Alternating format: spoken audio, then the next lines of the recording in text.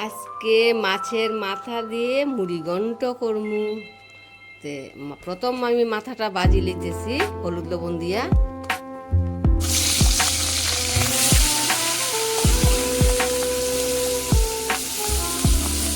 মাথা ভাজা হয়ে যায়, তারপরে বাকি মাছের মাথাটা হয়ে গেছে। এখন আমি নামাই দিই। হালকা করে চিরাটা বাজি লইলাম। তারপরে আমি শুকনা লঙ্কা একটা, লং এলাচি, গরম মশলা, তেজপাতা দিয়ে ফোড়ন নিলাম, জিরা ফোড়ন দিয়ে দিলাম।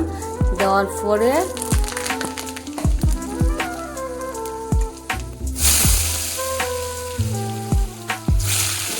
আলুটা দিয়ে দিলাম। দেওয়ার পরে আমি হলুদ লবণ দিয়ে দিলাম। তারপর আমি নাড়াচাড়া করলাম। করার পরে আমি ঢাকনা একটা দিয়ে দিলাম।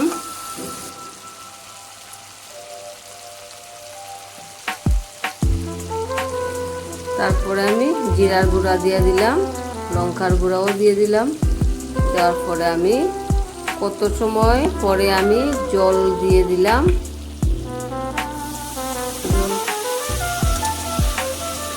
আমি মশলাটা দিয়ে নাড়াচাড়া করার পরে আমি মাছের মাথাটাও ছাড়িয়ে দিলাম।